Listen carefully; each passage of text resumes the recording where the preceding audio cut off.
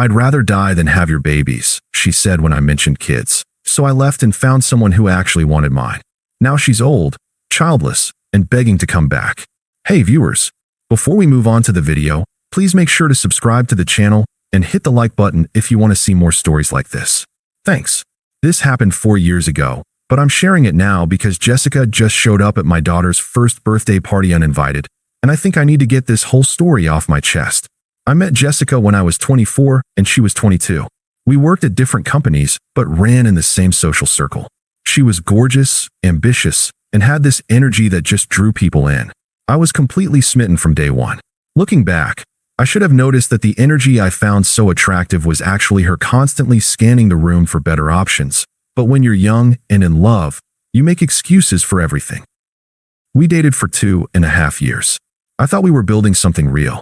I helped her move apartments twice, supported her through a difficult job transition, and even loaned her money when her car broke down. My family loved her, or at least they tried to.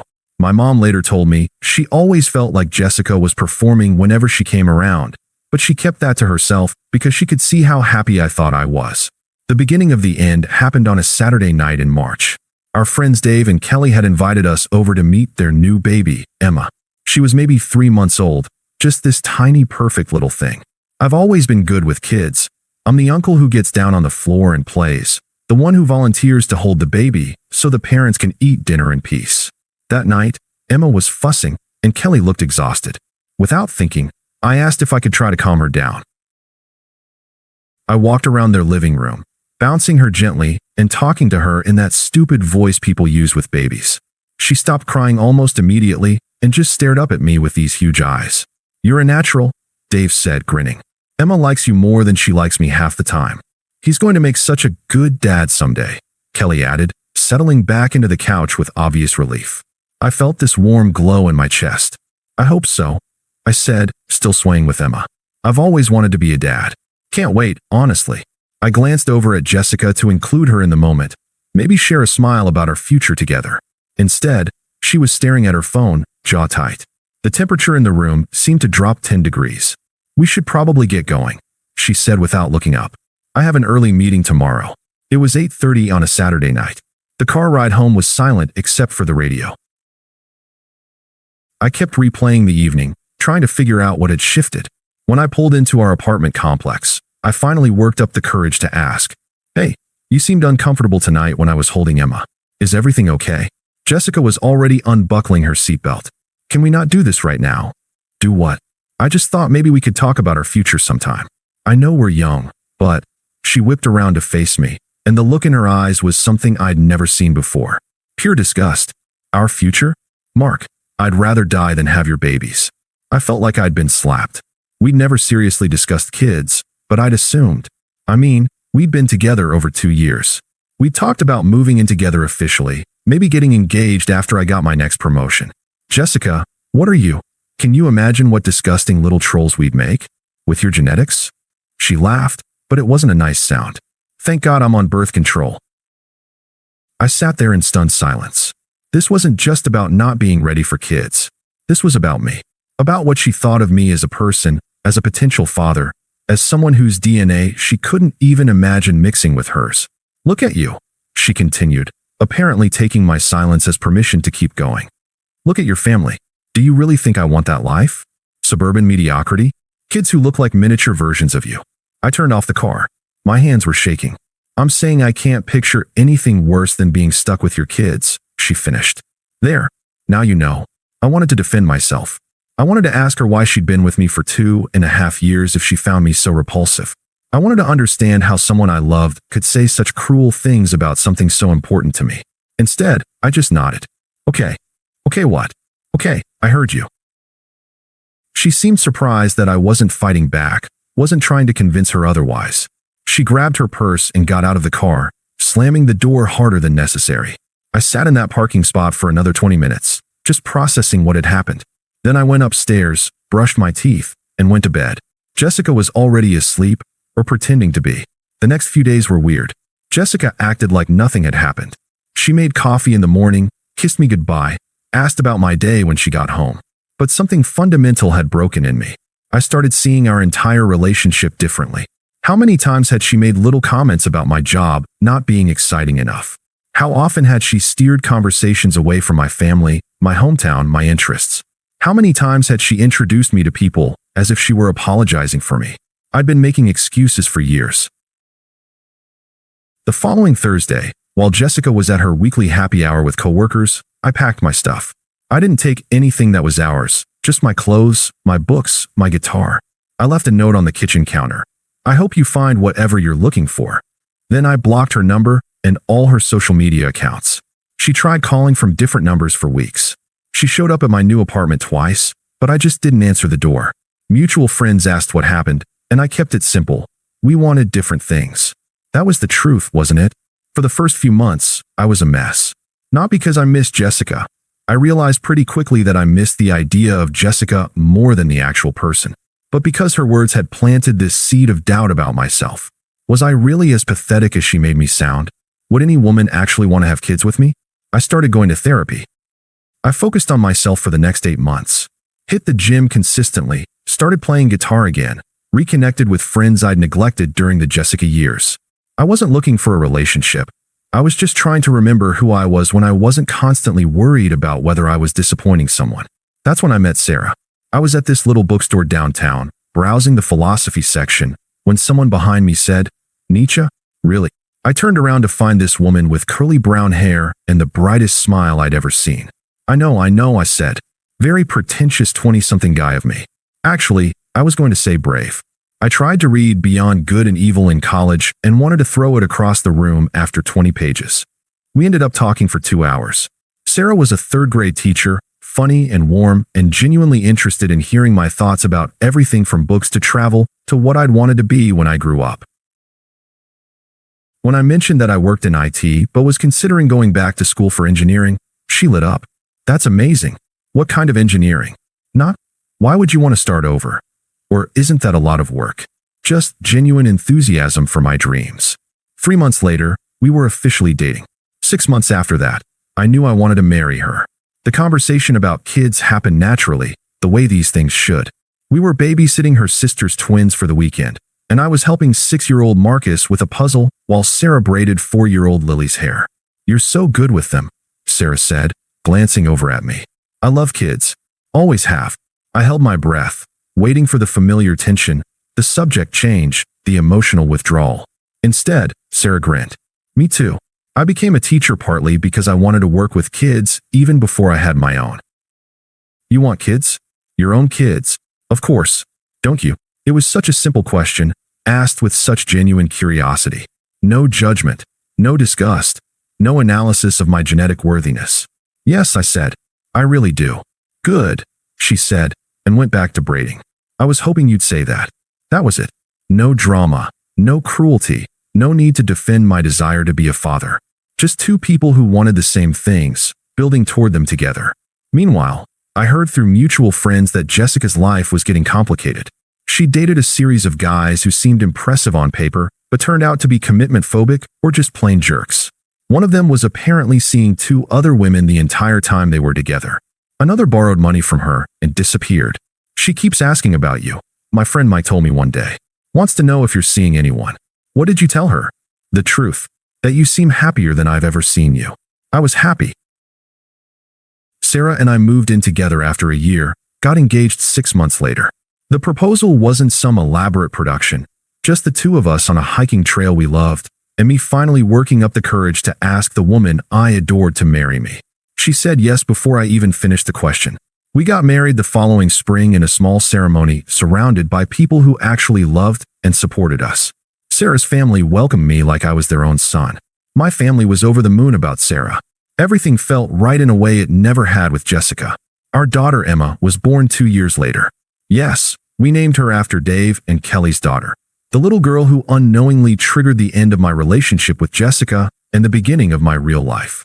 Pregnancy was magical with Sarah.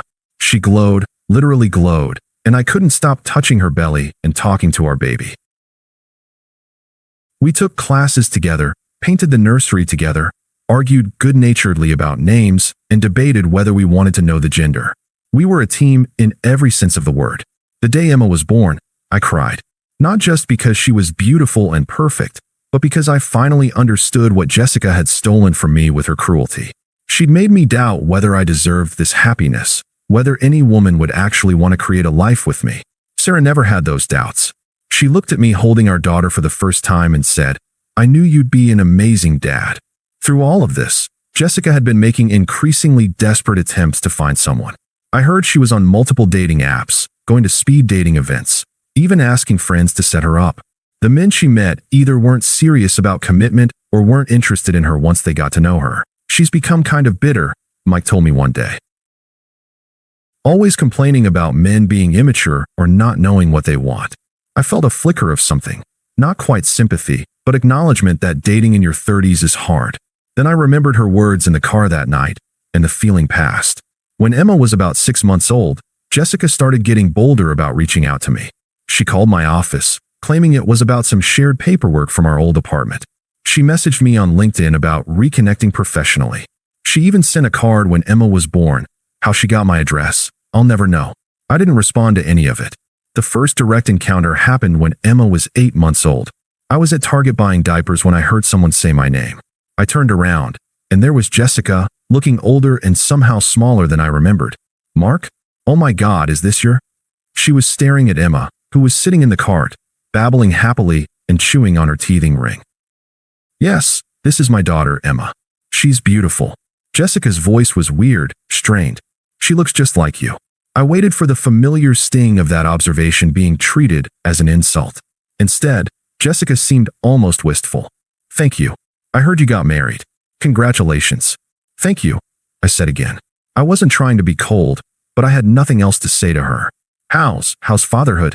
"It's everything I hoped it would be." She flinched slightly. I hadn't meant it as a dig, but we both heard the implication. "That's wonderful," she said, but her smile didn't reach her eyes. I'm trying to have kids now. It's been challenging." I nodded politely, but didn't ask follow-up questions. Didn't offer encouragement or advice. Didn't say I was sorry to hear she was struggling. "Well," she said after an awkward pause, "I should let you get back to dad stuff. Take care, Jessica." I pushed the cart toward the checkout line, and she was just another stranger in the store. The next encounter was more uncomfortable. Sarah and I were at our friend's barbecue when Jessica showed up. Apparently, she'd been dating someone in their extended social circle and got invited as his plus one. She spent the entire afternoon hovering near us, making small talk with Sarah, complimenting Emma, asking about our house, our jobs, our life. Her date seemed nice enough, but I could tell he had no idea what was going on. "So how long have you two known each other?" Sarah asked Jessica at one point, perfectly polite, but with a slight edge that told me she'd figured out who this was. "Oh, Mark and I dated years ago," Jessica said casually. "We were together for a while, but we wanted different things." Sarah just nodded and turned her attention back to Emma, who was attempting to eat grass. Later, as we were getting ready to leave, Jessica cornered me by the cooler. "She seems lovely," she said, nodding towards Sarah. "She is. You look happy." "I am. I've been thinking about us lately. About what went wrong." I lifted Emma out of her stroller and secured her in the car seat. "There's nothing to think about, Jessica." "But there is. I made mistakes. I was young and stupid, and I said things I didn't mean." I closed the car door and looked at her directly for the first time that day. "You meant them." She opened her mouth to argue, but I kept talking. "And that's okay. You were honest about how you felt. I'm grateful for that honesty, actually. It led me to this." I gestured toward the car, where Sarah was waiting patiently and Emma was already falling asleep. "But what if I've changed? What if I want those things now? Then I hope you find someone who wants them with you. Mark, I need to get Emma home for her nap. Take care of yourself." I got in the car and drove away, leaving Jessica standing by the cooler. "That was her, wasn't it?" Sarah asked quietly. "The ex who said those terrible things about having kids with you." I told Sarah about Jessica early in our relationship, partly because I wanted her to understand why I was so insecure about certain things, and partly because I never wanted there to be secrets between us. "Yeah, that was her. She looked miserable." "Did she?" I hadn't noticed.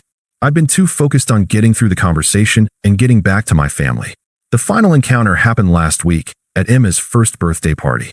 We were having it at the community center near our house. Nothing fancy, just family and close friends celebrating our little girl's first year of life. I was outside setting up tables when I saw a familiar car pull into the parking lot. My stomach dropped. Jessica got out, carrying a wrapped present and wearing a dress that was way too formal for a 1-year-old's birthday party.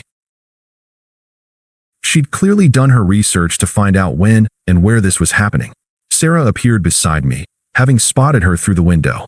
"Do you want me to handle this?" she asked quietly. "No, I've got it." I walked over to intercept Jessica before she got to the building.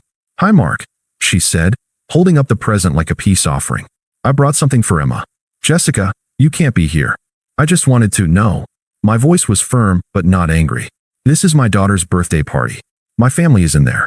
You weren't invited, and you're not welcome. I just want to see her, to wish her happy birthday. She's 1 year old. She doesn't know you exist, and I'd like to keep it that way." Jessica's composure finally cracked. "Please, Mark. I know I messed up. I know I said horrible things. But I've changed. I want kids now. I want what you have. Then build it with someone else. But I can't. No one wants. I mean, dating is so hard, and I'm running out of time, and..." She stopped herself, but the words hung in the air between us. "I'm sorry you're struggling," I said, and I meant it. "But that has nothing to do with me. It has everything to do with you. You were the one who actually loved me, who wanted a future with me. And I threw it away because I was an idiot. You threw it away because you looked at me and couldn't imagine anything worse than having children with me. Those were your exact words. I was wrong. No, you were honest. And I'm grateful for that honesty, because it led me to Sarah. It led me to this life, this family, this happiness that I wouldn't trade for anything." I could see tears starting to form in her eyes, but I felt nothing. Not anger, not satisfaction, not pity. Nothing. "I have to go inside now. My daughter is waiting for her birthday party to start. Mark, please. Can we just..." "Goodbye, Jessica." I walked back toward the building. Behind me, I heard her car door slam and the engine start. Inside, Sarah was bouncing Emma on her hip while my mom set up decorations. "Everything okay?" Sarah asked. "Perfect," I said, and kissed them both. Later that evening, after Emma had thoroughly destroyed her birthday cake and all the guests had gone home, Sarah and I were cleaning up. "Do you think she'll keep trying?" Sarah asked. I thought about it. Jessica at 38, finally understanding what she'd lost. Watching other people have the things she'd rejected. Realizing that you can't go back and unsay words that cruel. Maybe, but it doesn't matter.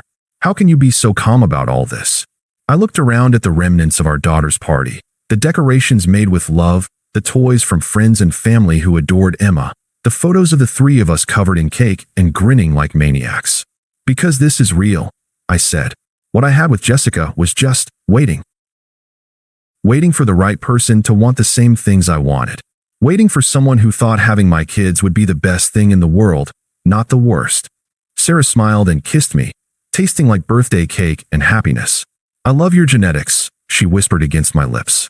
"Good thing," I whispered back. "Because I'm thinking Emma needs a little brother or sister." Really. And somewhere out there, Jessica is still waiting. Still trying to find someone to give her what she rejected with such cruelty 4 years ago. Still wondering if it's possible to undo words that cut so deep they change the entire trajectory of two people's lives. I hope she finds happiness, I really do. But not with me, and not with my family. We're exactly where we belong. Thanks for watching. Make sure to subscribe to the channel and hit the like button. What do you think about this story? Share it in the comments.